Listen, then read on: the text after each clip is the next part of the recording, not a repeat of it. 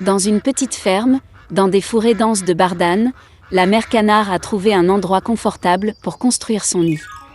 Elle a attendu que les poussins éclosent. Un matin ensoleillé, les coquilles d'œufs crépitaient et de minuscules canetons pelucheux étaient nés. Il ne restait qu'un seul œuf, le plus gros qui ne voulait pas se fissurer. Le canard a commencé à s'inquiéter que quelque chose n'allait pas avec lui.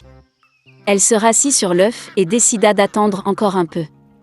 La maman canard a donné toute la chaleur qu'elle pouvait. Elle pensait que cette nana devait être la plus belle, puisqu'elle l'incubait depuis si longtemps. Bientôt, un poussin a éclos du dernier œuf, mais il ne ressemblait pas du tout au reste des canetons. Il était beaucoup plus gros et ses plumes étaient grises. La maman canard était bouleversée de voir un fils aussi laid. Mais elle espérait qu'un jour il deviendrait comme ses camarades. Le reste des canetons se moqua de lui. Il pensait qu'il était méchant et ne voulait pas jouer avec lui. Le lendemain matin, la mère canard est allée avec ses enfants au lac. À sa grande surprise, le vilain petit canard a nagé aussi bien que d'autres. Le canard a ensuite amené ses petits au poulailler pour les présenter à la société. Elle a parlé au caneton des règles de comportement avec les habitants locaux. Le canard a présenté sa couvée au plus noble drac gras, mais il a attaqué le vilain petit canard, et elle a été forcée de protéger son poussin raté. Fat Drac a ordonné de chasser le monstre de la cour. Mère a assuré qu'il grandirait et deviendrait comme les autres canetons. Incapable de résister aux brimades et à l'humiliation, le vilain petit canard a quitté le poulailler. À la recherche d'un endroit plus sûr, il est tombé sur un magnifique lac, sur lequel il n'y avait personne. Et le canard a décidé de rester ici pour vivre. Le temps a passé. Malgré sa solitude, le vilain petit canard était heureux que personne ne l'offense. Et puis un jour, un bel oiseau blanc avec un long cou s'est envolé vers son lac. Le vilain petit canard ne savait pas de quel genre d'oiseau il s'agissait, mais il le regarda avec admiration. Il l'aimait de tout son cœur. Comme un canard aimerait être comme ce bel oiseau blanc. L'hiver est arrivé, et il a commencé à neiger.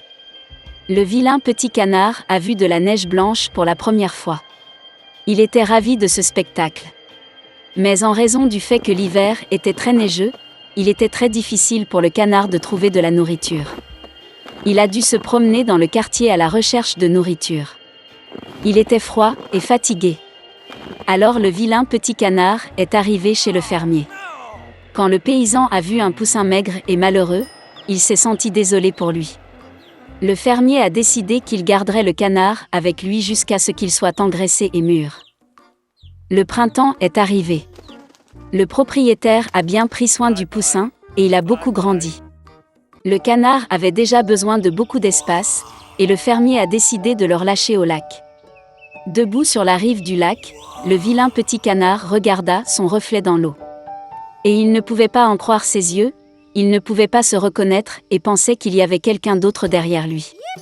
Et puis le canard s'est rendu compte que le merveilleux oiseau dans le reflet était lui-même. Pour fêter ça, il s'est débattu et a nagé sur tout le lac, d'un bord à l'autre. Et soudain, il vit le même bel oiseau blanc avec un long cou, qu'il avait vu une fois auparavant. Le vilain petit canard a décidé de nager plus près d'elle. Mais le bel oiseau n'avait pas peur, mais au contraire, elle a souri et a fait un clin d'œil, et ensemble ils ont nagé à travers le lac. Le vilain petit canard ne pouvait pas croire à son bonheur. En passant, un gros drac au bord du lac a dit qu'il n'avait jamais vu un si beau jeune cygne de sa vie. Quelle a été sa surprise quand il a découvert que le vilain petit canard qu'il avait jadis chassé du poulailler était un beau cygne. Il s'avère que le vilain petit canard était un cygne dès le début, un œuf est tombé accidentellement dans un nid de canard. Et quand le beau jeune cygne est rentré à la maison, tout le monde dans la cour de volaille a eu très honte de l'avoir offensé une fois à cause de son apparence. Il était une fois une petite fille. Une fois, son riche père a épousé une méchante belle-mère. Elle s'est installée dans la maison avec ses 2 filles. Ils étaient beaux et blancs de visage, mais mauvais et cruels de cœur. Et puis vint un moment difficile pour la pauvre fille. Du matin jusqu'à tard dans la soirée, ils l'ont forcée à faire du sale boulot, porter de l'eau, chauffer la cuisinière, cuire les aliments, laver la vaisselle et faire la lessive. Et en plus, les demi-sœurs ont fait de leur mieux pour la contrarier autant que possible, elles se sont moquées d'elle, ont versé des pois et du blé dans les cendres, et elle a dû s'asseoir et les cueillir. Le soir, quand elle était fatiguée du travail, elle devait se coucher non pas dans son lit, mais par terre, à côté du poêle. Et parce qu'elle était toujours dans la cendre, la poussière et la saleté, ses sœurs l'appelaient Cendrillon. Mais il arriva un jour que le roi commença une fête, qui devait durer 3 jours entiers, et convoqua toutes les belles filles du pays à la fête pour que son fils puisse choisir une épouse pour lui-même. Quand les 2 sœurs nommées ont appris qu'elles aussi pouvaient venir à la fête, elles ont immédiatement commencé à s'habiller et à se lisser. Cendrillon voulait aussi aller danser, mais sa belle-mère ne l'a pas lâchée, car elle n'avait ni robe ni chaussures et elle était sale. Et puis la méchante belle-mère a versé un bol de blé dans les cendres, et a dit que si Cendrillon le ramassait en 2 heures, alors elle pourrait aller avec ses sœurs. Cendrillon est sortie dans le jardin, et a pleuré. Et puis 2 colombes blanches ont volé, suivies par tout un troupeau d'oiseaux différents. Ils se sont jetés sur les cendres et ont commencé à picorer, ils ont donc choisi tous les grains dans un bol. En moins d'1 heure, ils ont terminé leur travail et tout le monde est rentré. Cendrillon a apporté un bol à sa belle-mère, a commencé à se réjouir, pensant qu'elle pourrait aller à la fête. Mais sa belle-mère ne voulait pas la laisser entrer de toute façon. Elle tourna le dos à Cendrillon et se précipita avec ses 2 filles au bal. Quand il ne restait plus personne à la maison, Cendrillon s'assit par terre et pleura de chagrin. Et puis 2 colombes blanches ont volé, suivies par tout un troupeau d'oiseaux différents, et ils ont jeté leurs robes et leurs chaussures, brillantes et tout en or. Elle a rapidement mis cette robe et est venue vers la mariée. Ils ont vu ses demi-sœurs et sa belle-mère et ont pensé que ce devait être une étrange princesse, elle était si belle dans sa robe dorée. Il ne leur est jamais venu à l'esprit que c'était Cendrillon.